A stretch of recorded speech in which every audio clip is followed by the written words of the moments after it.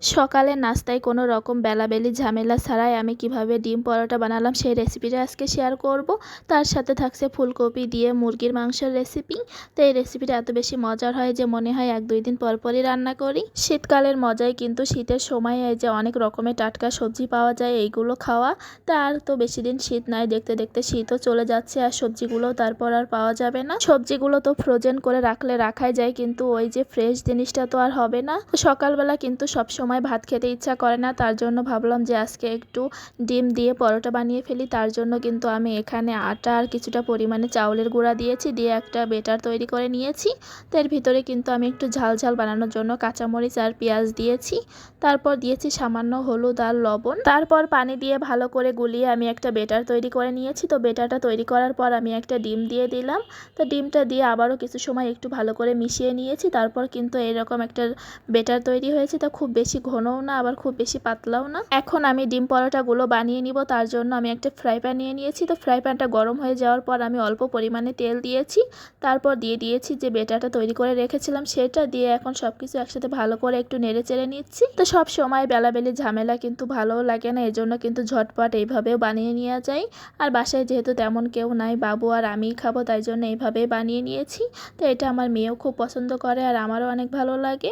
তো এটা কিন্তু ভিতরটা সফট হবে আর বাইরেটা ক্রিস্পি হবে, যার কারণে গরম গরম খেতেও ভালো লাগবে। আর এটার সাথে কিন্তু কিছুই লাগে না, এটা শুধুই যেন আমার কাছে আরও খেতে ভালো লাগে। তো গরম গরম যখন ভাজা হয় তখনই সাথে সাথে খেতে বেশি ভালো লাগে। তারপর আমার কিন্তু একটা বানানো হয়ে গিয়েছে, তারপর আমি বাকিটাও দিয়ে দিব। প্রতিবারই কিন্তু আমি এরকম অল্প করে তেল দিয়ে দিব, আর আমি যেহেতু ডিম পরোটা বানাবো তার জন্য কিন্তু একটু তেল দিতেই হবে। তারপর কিন্তু আবারও বাকি যে বেটারটা আছে সেটা দিয়ে দিব। তো আমার কিন্তু টোটাল 3টা থেকে 4টার মতো হয়েছিল। আর এটা কিন্তু অনেকভাবেই বানানো যায়। যদি ঝাল পেঁয়াজ দিয়ে বানানো হয় তাহলে কিন্তু এটা দিয়ে খাওয়ার জন্য আর কিছুই লাগে না, আর যদি শুধু লবণ দিয়ে বানানো হয় তাহলে কিন্তু এটা মাংসের সাথে খেতে অনেক ভালো লাগে। তো অনেক অঞ্চলে তো এটাকে চাপটি পিঠাও বলে। তো আমার কাছে মনে হয় মাংস দিয়ে খাওয়ার জন্য চাপটি পিঠা থেকে সিটা রুটি পিঠাই বেস্ট। তো আমি ওইটা দিয়েই খাই। তো চাপটি পিঠা দিয়ে আমার কখনো মাংসটা খাওয়া হয় না। চাপটি পিঠা দিয়ে হাঁসের মাংস খাওয়াটা অনেক অঞ্চলেই চলে, কিন্তু আমাদের যশোর অঞ্চলে তো সিটা রুটি পিঠা দিয়ে দেশি মুরগি বা গরুর মাংস এইসবগুলোই খাওয়া হয়। তো ছোট থেকে আমি এভাবেই খেয়ে অভ্যস্ত, যার কারণে কিন্তু আমার চাপটি দিয়ে হাঁসের মাংস বা এইসবগুলো খাওয়া হয় না। তো বাসায় যখন মাংস রান্না করা হয় তখন কিন্তু মাঝে মাঝে আমি সিটা রুটি পিঠাটাও বানাই। তো এর মাঝে কিন্তু আমার সবগুলো ডিম পরোটা বানানো হয়ে গিয়েছে। তো ডিম পরোটাগুলো কিন্তু আমি একটু সময় নিয়ে ভেজে নিয়েছি, তাহলে কিন্তু ওপরটা ক্রিস্পি হবে আর ভিতরটা একটু সফট হবে, তাহলে খেতে বেশি ভালো লাগে। সবগুলো ডিম পরোটা বানিয়ে আমি এখন নিয়ে আসলাম খাওয়ার জন্য। তো মা মেয়ে এখন সকালে নাস্তাটা করে নিব। তো সবগুলো আমরা শেষ করতে পারিনি, কারণ এখানে 4 পিস হয়েছিল। বাবু তো তেমন একটা খেতে পারে না আর আমার পক্ষেও তো এতগুলো খাওয়া সম্ভব না, তার জন্য কিন্তু আমাদের থেকে গিয়েছিল। তারপর কিন্তু চলে আসলাম দুপুরে রান্নাবান্না করার জন্য। তো এর মাঝে কিন্তু আরও অনেক কাজই করা হয়েছে, তো সেগুলো আর শেয়ার করা হয়নি। আজকে দুপুরে আমি মুরগির মাংস দিয়ে ফুলকপির তরকারি রান্না করব, তার জন্য কিন্তু মশলাটা আমি ভালো মতো কষিয়ে নিব। তো শীতের সময় তো এখন অনেক ফুলকপি পাওয়া যায়। তো ফুলকপিটা কিন্তু মাছ দিয়ে রান্না থেকে আমার এইভাবে মুরগির মাংস দিয়ে রান্না করলে খেতেই বেশি ভালো লাগে, কারণ মাছটা তেমন আমার একটা পছন্দ না। এই জন্য মনে হয় যে মাছ খাওয়ার থেকে আমি যদি মাংস দিয়ে রান্না করি সেটা আমার কাছে বেশি ভালো লাগে। তো মেয়ের বাবা আবার একদমই উল্টো, কারণ সে মাছ অনেক বেশি পছন্দ করে। তো আমার মেয়েও হয়েছে তার বাবার মতো, সেও কিন্তু মাছ পছন্দ করে। ফ্রিজে অল্প পরিমাণে মুরগির মাংস ছিল, যেটা শুধু রান্না করলে দেখা যেত আমাদের সবার হতো না।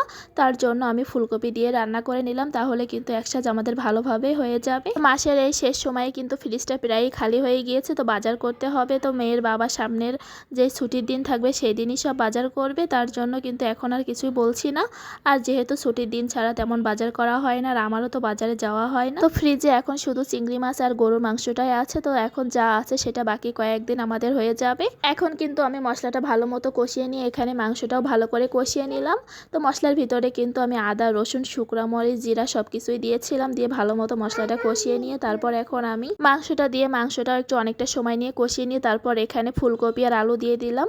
তো এটা কিন্তু আমি প্রথমে একটু তেলের ভিতরে কিছুটা সময় ভেজে নিয়েছি, তারপরে উঠিয়ে রাখছিলাম।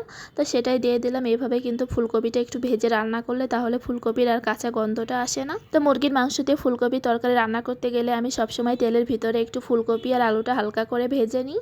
তারপর এখন সব কিছু একসাথে একটু সময় নিয়ে কষিয়ে নিব। তো একবারে আমি ঝোলের জন্য পানি দিয়ে দিব, তার জন্য কিন্তু আমি এই সময়টা একটু সময় নিয়ে ভালো মতো কষিয়ে তারপরে ঝোলের পানিটা দিয়ে দিব। আর এই সময় যত বেশি কষানো হবে ততই কিন্তু মশলাটা ভালোভাবে তরকারির ভিতরে ঢুকবে আর খেতেও ভালো লাগবে। তারপরে বেশ খানিকটা সময় নিয়ে কষানোর পর এখন আমি ঝোলের জন্য পানি দিয়ে দিচ্ছি। তো আমি এখানে একটু বেশি পরিমাণেই দিয়েছি।